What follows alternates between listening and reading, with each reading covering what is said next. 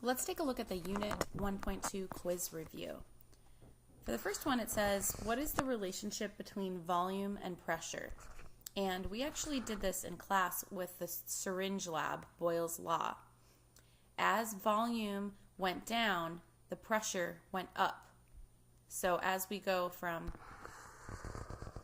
here to here, as the volume goes up, the pressure goes down. And vice versa. As the volume goes down, the pressure goes up.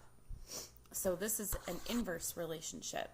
And it makes sense because if particles have a lot of space to move around, their pressure is going to be lower than if they hardly have any space to move around, because they're going to be colliding a lot more with the walls of their container, exerting more force. So the pressure would be higher here in the lower volume versus this lower pressure in the higher volume. Temperature and pressure, though, as temperature goes up, pressure goes up. We did that experiment in the flasks with the gas pressure sensors that we had attached to that rubber stopper. So as we put the gas particles in different environments like ice water or hot water, we saw that as temperature went up, so did the pressure. And this makes sense because when temperature goes up, that means the particles are moving faster. And so therefore they're colliding more often, exerting more force on the walls of their container, therefore increasing the pressure. And vice versa is also true. As temperature goes down, pressure goes down, because as particles start moving slower, they collide less. Temperature and volume. Think of a balloon. As the temperature inside the balloon goes up, so does the volume. This is another direct relationship. So if you've got this balloon at a certain temperature and volume, well, if the temperature goes up, the particles inside, in order to keep an equal pressure, are going to speed up, and they're going to start pushing against the walls more until the balloon is larger. So that volume will go up. And the opposite's true too. If the temperature goes down, like when we put the balloon in liquid nitrogen, the volume goes down because the particles inside slow way down. How about just the number of particles in pressure? So I have two equal sized boxes. If I increase the number of particles in my second box, the pressure is definitely going to go up. So as the number of particles goes up, so does the pressure. Because again, there's more collisions now that there's more particles. They're going to hit each other more, as well as the walls of the container. KMT is the kinetic molecular, spelling that wrong, theory. And basically this translates to the theory of how molecules move, because kinetic means motion. So here are the different important parts. Gas particles are always moving around. We can't see them, but they are. Their movement is random. They move in straight lines until they bounce off something and change direction. They're not all moving at the exact same speed. They have a lot of space to move around in, and they're small compared to the space that they are found in. That's why the gases can be compressed. We already said they change direction when they hit each other or the walls of the container. And even though the particles are not moving at the same exact speed, if you increase the average temperature of all of them, the average speed of the particles will also go up. And so they'll start moving faster, bouncing harder off the walls, and that increases the pressure.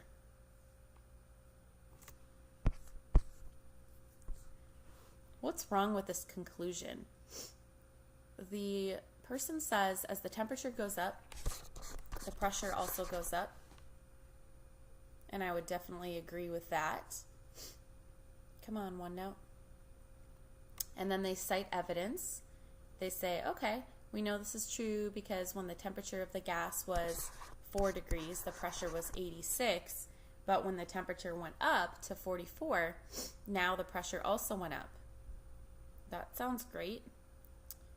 How about their reasoning? Are they explaining why the pressure goes up? They said this makes sense because the pressure goes up when the temperature goes up. Well, no, that's not telling you the story. They should be saying something like, when the temperature of gas particles goes up, that means that they speed up or move faster. So now there's an increase in the number of collisions, which means there's an increase in the force they're exerting. And force over a certain area is the exact definition of pressure. So they did not really take you through what's happening at the molecular level. Let's look at some math questions. We've got an explosive like TNT. It says when it's detonated, a mixture of gases at high temperature is created. Suppose one of the gases, and I'm going to convert this into Kelvin right away. That's our T1, and that comes out to be 2,500 Kelvin. Suppose it occupies a volume at 500 liters. If that gas cools down, and I'm going to convert this to Kelvin also, that converts to 1,500, so it cools down by 1,000 Kelvin, then what is the new volume? So we need to use the equation that has V's and T's, the yellow one.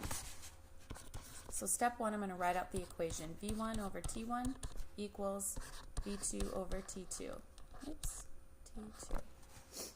And then I'm going to actually use my units and write in all of my values. So I've got 500 liters divided by 2,500 Kelvin. That's equal to, we don't know, over 1,500 Kelvin. For step 3, I'm going to multiply both sides by 1,500 Kelvin. I'm also going to show the cancellation of the 1,500 Kelvin, and just the Kelvin is canceling, so I can see I'm going to be left with liters. Step 4 is plugging this into my calculator. 1,500 times 500 divided by 2,500, I get 300 liters.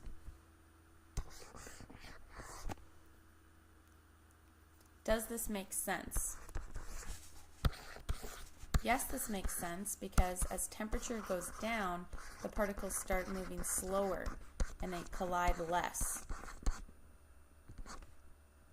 with the sides of their balloon. Or I'll just say that this isn't in a balloon. There's less collisions. So therefore, they end up taking up less space. Their volume shrinks. And we did see that the volume went down from 500 to 300.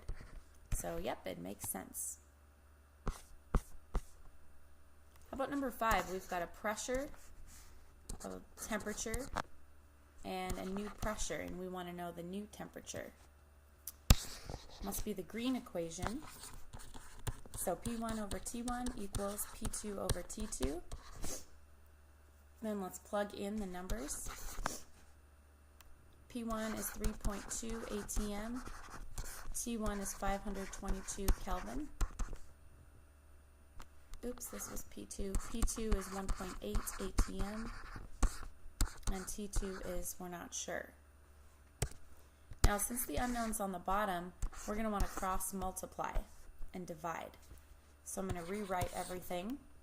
I'm going to write 522 Kelvin times 1.8 ATM is equal to 3.2 ATM times T2.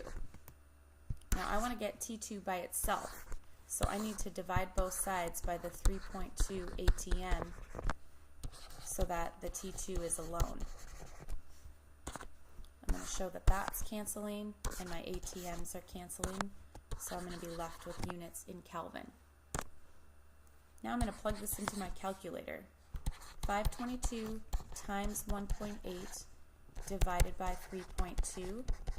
That comes out to be 294 Kelvin. Box my answer. That's step 5. Make sure I have my units. Does this make sense? The pressure is going down from 3.2 to 1.8. So what must be happening to the temperature? Well, in order for particles to start colliding less often, exerting less force, they have to be slowing down. So I would hope to see a decrease in temperature, which we do. So yes, this answer makes sense. Number 6, we've got a volume, a pressure, and a new pressure. This must be the top equation. So let's write out our formula. Step 1, P1 times V1 equals P2 times V2. Now I'm going to write it out with my units. 0.2 ATM times 3.8 liters equals 7 ATM times our unknown. Step 3 is to isolate our variable. So I'm going to divide both sides by the 7 ATM to get V2 by itself. So that cancels, ATM cancel. Step 4, punch it into my calculator. 0.2 times 3.8 times 7. Oops, I meant divided by 7. Got distracted for a second. 0.11 liters. So does this make sense? Well, if the pressure is going way up, we would expect that that means the volume must be going way down, because if the pressure is going up and the temperature is staying the same, that must mean that the particles now have less space to move around in, so they're colliding more in order to get that pressure to go from 0.2 all the way up to 7 ATM. So that volume must have shrunk, and it did. It went from 3.8 down to 0.11. Number 7, you can already see a lot of numbers. We've got a volume. I've got to convert this temperature into Kelvin right away. That's my T1. I've got a pressure. I've got a new pressure, a new temperature. Convert that into Kelvin right away. And I'm looking for the new volume. So in one equation with this many variables, that's the combined gas law. So P1 times V1 over T1 equals P2 times V2 over T2. I'm going to go ahead and plug everything in. So I've got 0.98 ATM times 1.9 liters over 298 Kelvin equals 0.7 ATM times V2 over 268 Kelvin. Now I want to get V2 on its own. So I can multiply this side by 268 on the top and divide by the 0.7 ATM on the bottom. But I've got to do the same thing on both sides. So 268 Kelvin over the 0.7 ATM. I'm going to show what cancels the 268s, the 0.7s, the ATMs, and the Kelvin. So I'm going to be left with liters, which is good because I'm looking for a volume. So that was step 3 in red. In my calculator, I'm going to type in 268 times 0.98 times 1.9 divided by 0.7 divided by 298. That's how I have to punch that in, since those are both on the bottom. And I get an answer of 2.4 liters. Does this make sense? Well, let's take a look. The temperature is going from 298 down to 268. When temperature goes down, we would expect the volume to go down too. But the volume's actually going up from 1.9 to 2.4. So we got to take a look at what's going on with pressure. The pressure outside the balloon is at first 0.98 atm, and then it goes down. And as pressure goes down, we do expect volume to go up. Because if the pressure outside the balloon is not as much, now the particles inside can win. Oops, and they can grow bigger, just like in the bell jar, because there's low pressure outside. So the particles inside are like, yes, nothing's holding us back. So there are competing variables, but since the pressure has more of an effect, the volume overall goes up rather than down, even though the temperature has a small effect on it. And just a real quick recap of some of the demos that we were studying in class. The potato gun we visited many times. We should call it the potato launcher. Not supposed to say gun in school. As we push one potato toward the other, the gas particles get compressed. And so as volume goes down, pressure goes up, and eventually it goes up so high that it actually launches one of the chunks of potato out. Drinking through a straw. Every time you drink through a straw, you are actually reducing the pressure inside the straw compared to the pressure outside. So the pressure outside is bigger, and now it can push down on the liquid and force liquid up to you. So really you're creating like a vacuum inside. There's like no particles. And the person who got the holy straw in class, that was a bad deal, because as they were trying to take particles out, new particles just rushed in. So they couldn't get a low pressure system inside the straw compared to the higher pressure outside. And so they couldn't really drink from the straw very well. With the karate chop, we had a big piece of paper on the table with a ruler sticking out, and you can just do a fierce karate chop and it will break off, almost like this piece of paper is a brick holding it down. Well, that's because there's so much air pressure per square inch on that piece of paper that the gas particles colliding with the paper, even though we can't see them, they have a lot of force. Trying to blow up the balloon in the flask, that balloon hanging in there, people thought that they would be able to blow it up a little bit, but the problem is you're trying to force air in, and there's already air outside the balloon but trapped in the flask that's colliding with the outside of the balloon, working against you. The person who got shrink wrapped, when you go into that garbage bag at the beginning, at first there's particles inside and outside pushing against each other. But when you remove the particles inside, now all the person feels is the gas pressure pushing on them from the outside.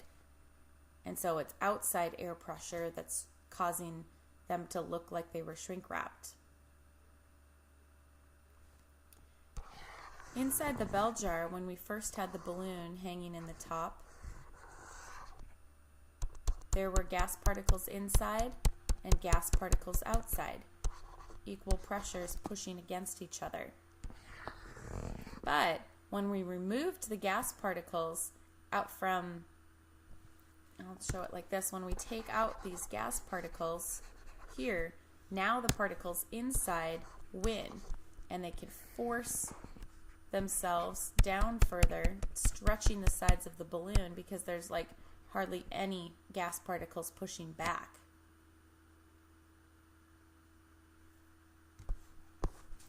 For the can demo, we had a can, a little bit of water in it.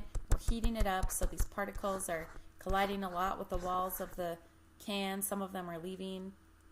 And then we tip it over into a bucket of cold water.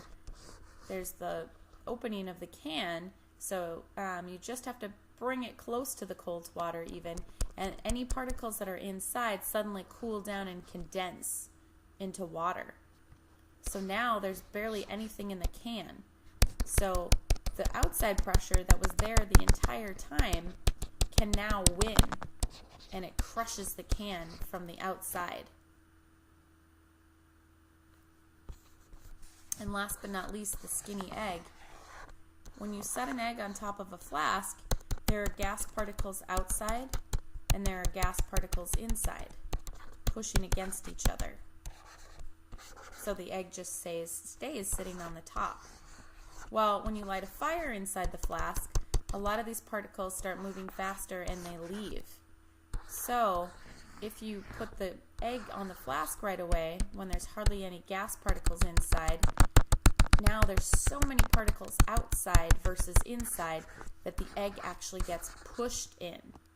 So it's wrong to say that the egg got sucked in, because it's really getting pushed in.